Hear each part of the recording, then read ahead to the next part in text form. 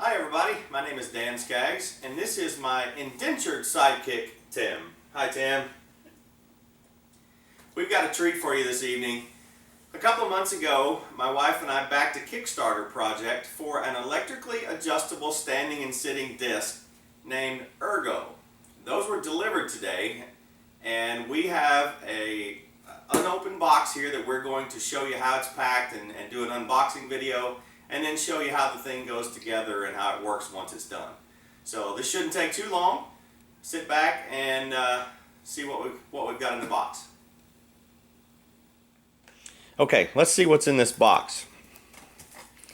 It's so hard. The first thing you'll notice, or that we found out about this, is the shipping weight is 67 pounds. And once you get into it, you kind of figure out why. It feels more than that. So as we look at this thing, the Autonomous folks, that is made by Autonomous, and their website is autonomous.ai, they built this thing out of some serious industrial strength steel. And you can see that they've packed the two legs in the top, and we'll unpack things here in a bit and get started assembling them. But there's a manual,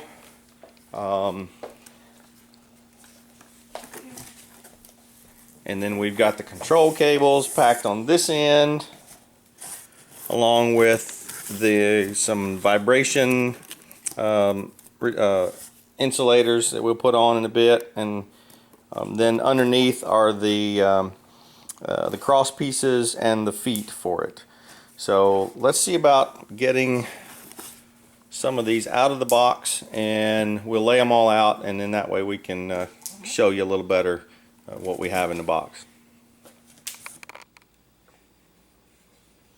Okay, now we have everything out of the box. The pieces on either end are the feet. The next one in that looks like an L shape there are the actual legs and with the motors inside of them. The piece at the bottom of your frame is the crossbar that's adjustable to make the desk various widths. Various bags of hardware, and then the black box in the middle is the controller that you plug into the wall, and then each of the motors and the control panel plugs into it to give you the ability to raise and lower the desk, and then a bunch of cables in the back. So with that, let's see if we can get this thing put together and working in the next few minutes. So as we get started assembling the desk, one of the first things they want you to do is take the crossbar pieces apart, and the center pieces that slide into each end, they want you to set those over to the side for the moment. We'll come back to those in a little bit, but we're going to be mounting the end pieces on top of each leg, and then we'll come back after all that's finished and put the center pieces in. We'll put the leg into the bracket, making sure that the end piece bracket cross piece is on the top side. And there's 4 of the Allen head screws, 2 on each side. You'll want to put those in and screw them almost all the way down, but not tighten them up, and there's a reason for that. It took me probably twice before I figured out the easy way to do this, and that's before you put the next piece on, go ahead and tighten them almost all the way down, and that'll make it a little bit easier later. What I found when I was putting these screws in is that some of them went in and felt like they were really hard to screw in. I think it's probably the paint process. When they painted the frames, a little bit of the paint got down into the threads. None of my screws stripped. It just took a little bit extra elbow grease to get them tightened down, and so don't worry too much about if they start to feel a little bit hard to go in. So they'll go through that paint and then tighten on down. So the next thing we do is we put the cross piece on the back, and there are 4 more of those same screws that go into there. The two holes on the outside mount into the cross piece itself, and then the 2 holes on the inside mount into the leg itself, which is why we did not want to tighten those first 4 screws that we put in all the way. We want to make sure that the leg is nice and snug against the back of that bracket, and those 2 inside screws that you see there will make sure that happens.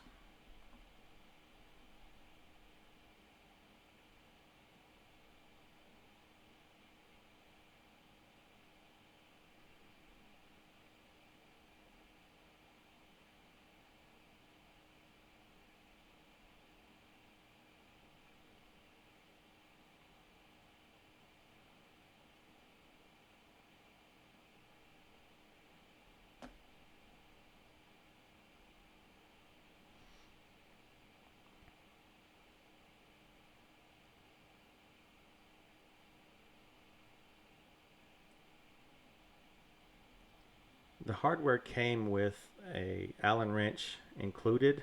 I chose to use my own set because it was a little longer and I could get a little bit more torque behind it and not continually be moving it and bumping into the angle that's there on the cross piece.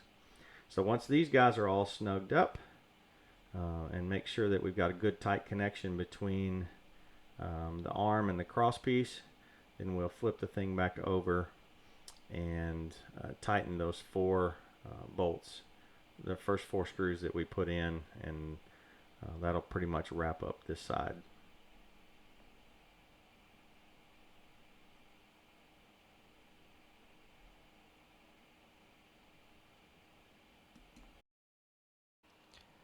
So once we have both sides all assembled, the next thing that we need to do is to apply the vibration isolators or insulators that are in the kit. There's 5 of them for each side, and you just take them off of the sticky pad wax paper and they stick right on. The manual shows you the placement where you need to put them. I'm assuming, since I don't have a top, I can't verify this yet, but I'm assuming that when you screw the top down and these compress, it prevents the vibrations from the motor from transferring up through the desktop and onto your hands and arms and keyboard and mouse and whatever. So there's 3 on the cross beam, and then 2 out on the end where the centerpieces of the crossbar go. And again, the manual shows you where to put those. It's not anything super precise, just kind of get them in there and make sure you don't cover the screw holes.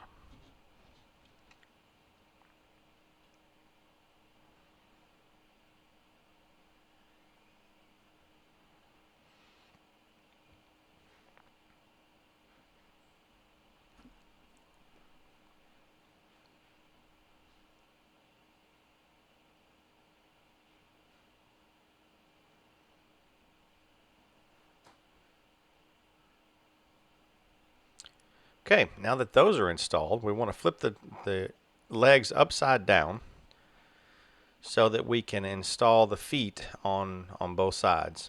And we're going to be using 4 more of those same screws for each foot, and that'll take care of using all of the screws of that size.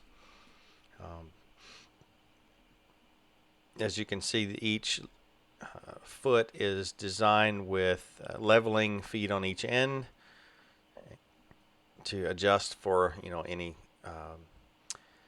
non-level surfaces that you may have in your office or wherever the desk is going. But these go in fairly easily, at least they did for me, and screw them in and get them nice and snug, and then we'll be ready to put the center pieces in.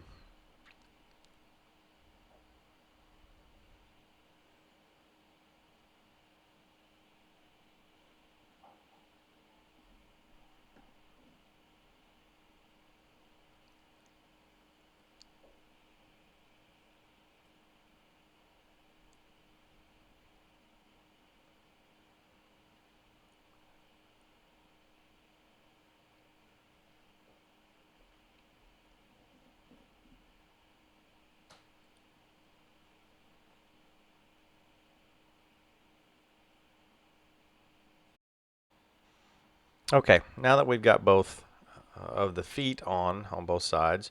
We're going to put the center pieces of the crossbar in, and there's some slots in these center pieces. They go facing the middle, as you can see there. And if you look at them, the slots are not centered on the side. So when you put them in, you're going to want the slot to be closer to you in the photo or in the video as the desk is upside down.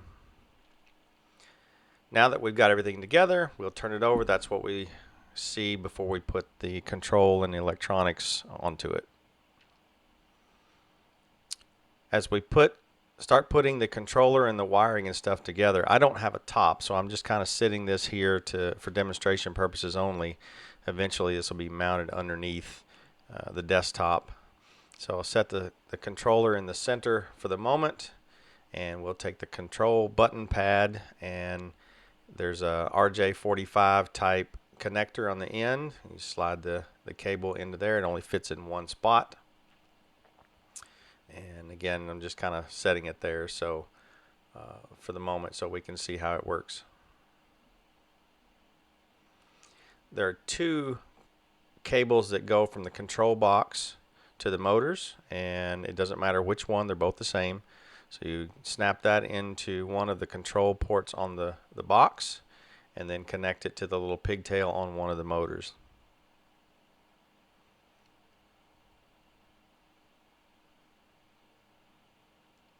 You rinse and repeat for the second motor.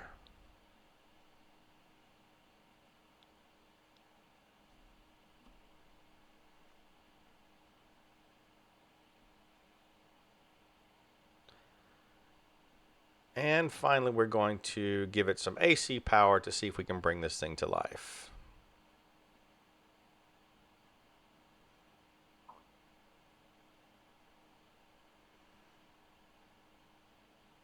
And as you can see, the control panel is lit up and ready to use.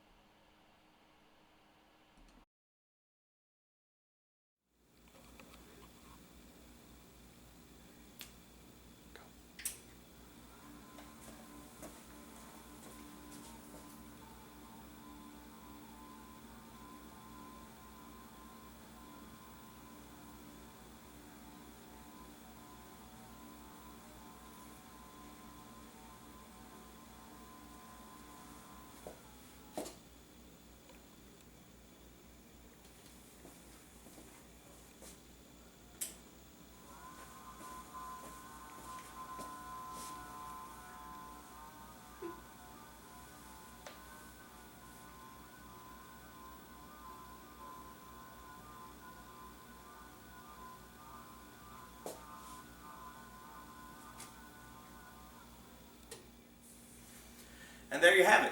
The base is put together, and since I ordered the do-it-yourself maker model, I've got to go figure out what kind of desktops we want for ours. Those of you that ordered the pre-made desktop to come with it, you'll have a few more steps in your manual, so just pay attention to those, and everybody enjoy this awesomely heavy-duty built desk. Thanks so much for watching.